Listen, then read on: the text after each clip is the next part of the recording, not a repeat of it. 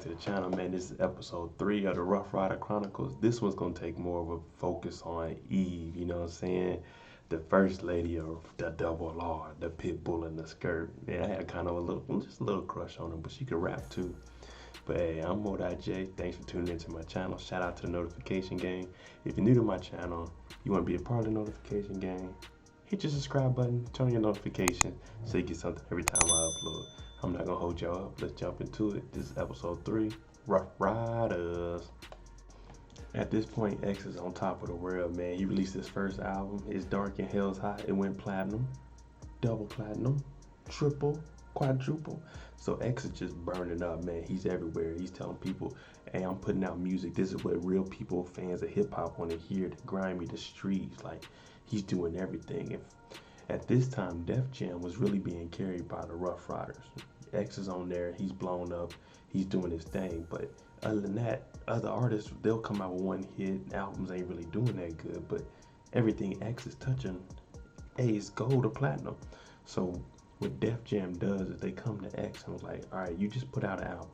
Can you put out another album by the end of the year? So he released his first album in May, and they want him to have another album put out in December. So X is like, okay, cool. This is what I'm here for. I got the lyrics and everything.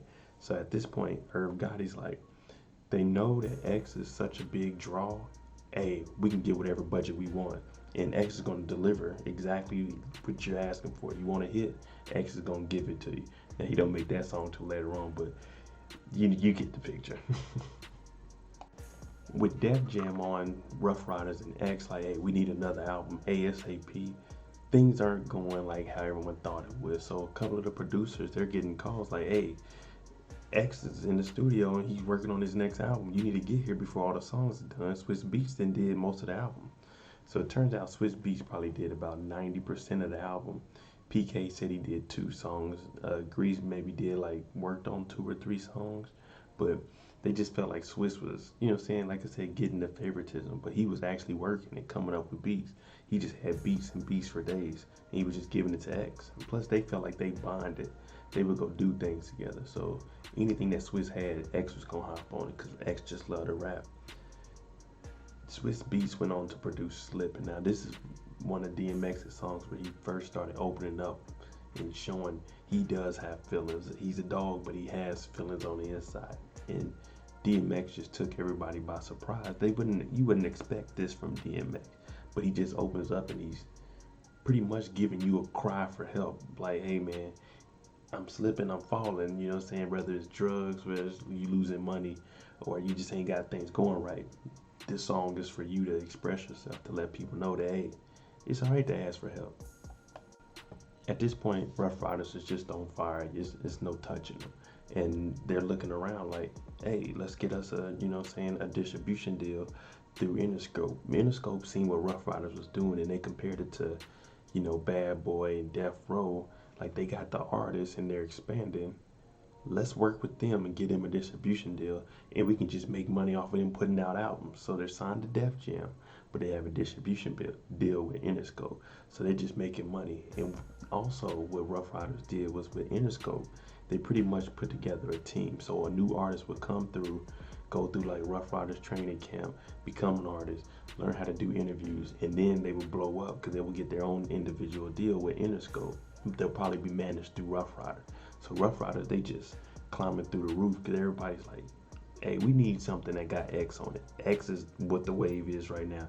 He got 2 albums out, both of them platinum. He's on fire. We need to do business with him. He is the streets. He got the dogs. He got the bandanas, the motorcycles. He's what the culture wants and needs. Now we get to meet Miss Evie Eve, the first lady, the pit bull in the skirt, the young bombshell from Philly. So Eve, she grew up with a single mother. She used to rap. She was in a group called Dope Girl Posse. It was her and another friend, and they used to just rap. But Eve was more of a battle rapper. But she never wanted to be just good enough for the girls. She always wanted to be able to battle the boys. If there's some boys battling, she figured she's a tomboy. Let me rap against the boys. You know what I'm saying? Let me get out there and show them that I'm better than this. So all this is working. Her manager calls and was like, hey, I need you to come through. We're going to make a little demo. I know a guy that knows Dr. Dre. She ends up getting this demo done and gets to Dr. Dre. Dr. Dre signs her. So at this point, she's doing a few songs with Dre, but nothing really ever jumps off because he ends up signing who else but Eminem. So she's part of the Aftermath family. They got Eminem, and at this point, we all know Eminem blew up to another level. So Dre's main focus was on Eminem. He didn't have time for Eve. So Eve leaves, and she actually ends up going back to New York in Philly, and she starts stripping. So that's where we all know Eve from stripping. And she would go in there and she would tell guys like, hey, you know what I'm saying, I could dance for you, but I'm better than rapping. You know what I'm saying, I'm better at rapping. So she was a real lazy stripper. She said one night Mace came in there and he was talking to her and was like, I know you're not supposed to be in here. What do you really want to do? She was like, I want to rap. She didn't know it was Mace at the time. And he was like, well, if you want to rap, that's what you need to do. So everything started working, and people started looking like, Dre dropped Eve. Maybe we can put her with the Ruff Ryders. That might work. Since DMX is big, he got, you know what I'm saying, a lot. We need to expand. Why not put a female with our group? And that's how Eve became the first lady of the Double R. Now the thing about the Ruff Ryders is when they bring you in, you're not only a member of the group, you're part of the family, but everybody has to battle when they get in. So Eve comes in, she ends up battling Dragon, and they going mad at boom, boom, boom, boom, boom, and they like, okay, Eve can hold her own.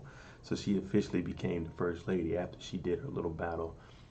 But what Eve wanted people to know is like, hey, I'm one of y'all. I'm gonna hustle just as hard as y'all. If y'all in the studio, I'm gonna be in the studio. Don't leave me out of this. This is like a family, and I'm rocking with y'all hard.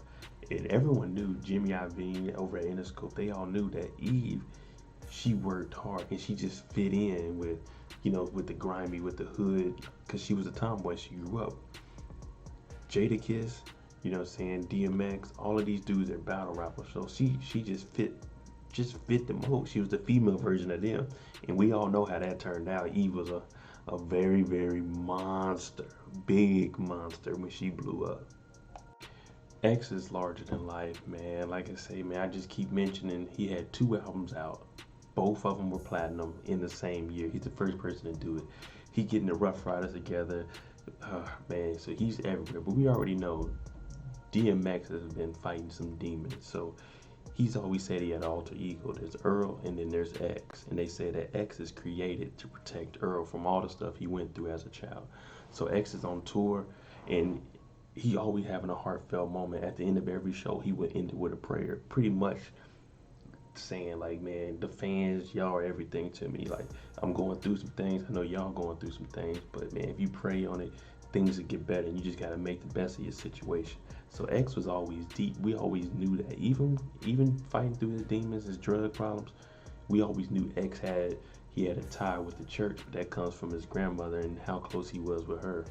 So at this point, you never knew what X you would get while you were on the road. So people had to watch him so he wouldn't, you know, go off and binge on drugs and things.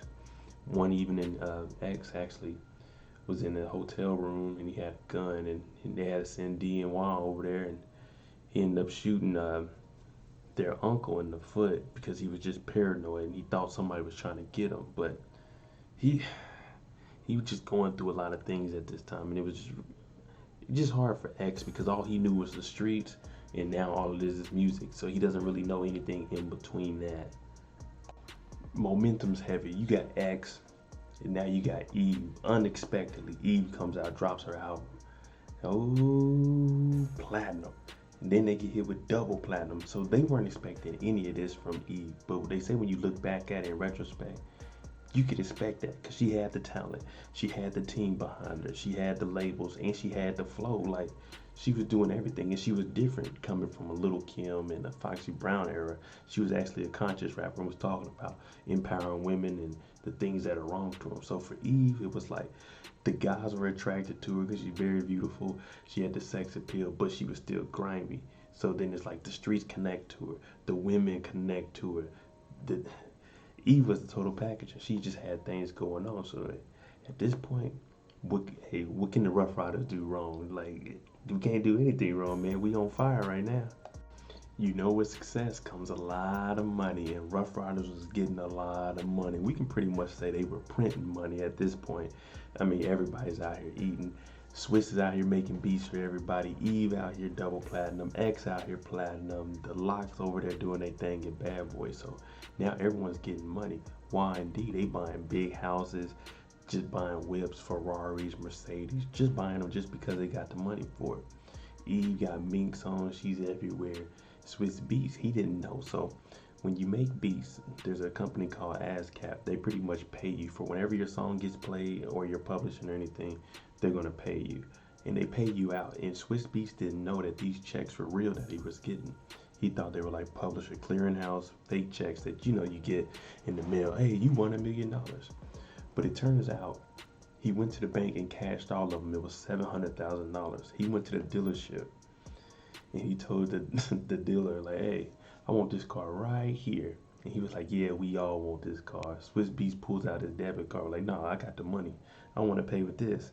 And the guy was telling him, hey, you can't buy a car with a debit card. But Swizz Beatz didn't know that. So with all this money, they're learning things that they never knew about before. They're seeing a whole bunch of money. So they learning a lot of things.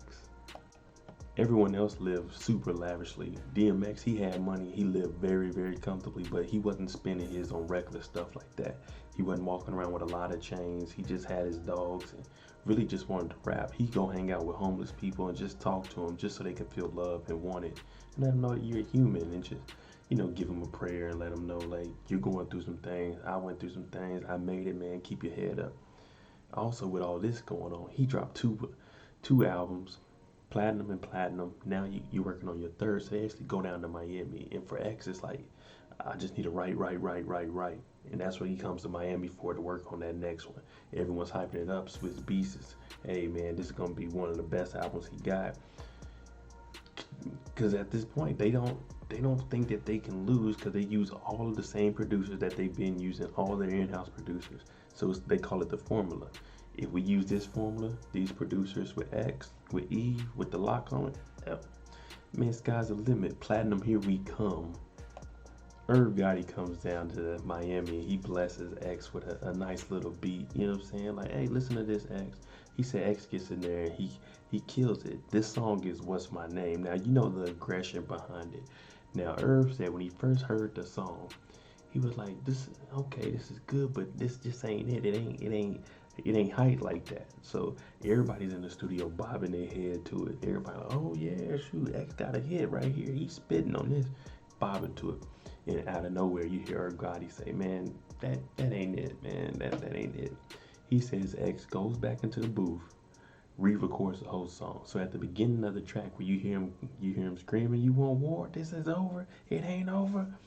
That's because he's yelling at Gotti, because he made him get back in there and show him, like, hey, when I write a song that's this is what I mean.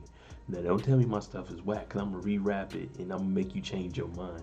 That's pretty much what he said. And What's My Name was a hard, aggressive song, man. X really went in there, redid that for the gang.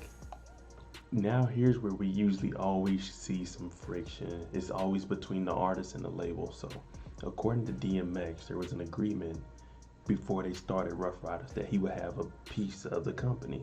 He'd be an artist and he maybe had like 10-20% of the company.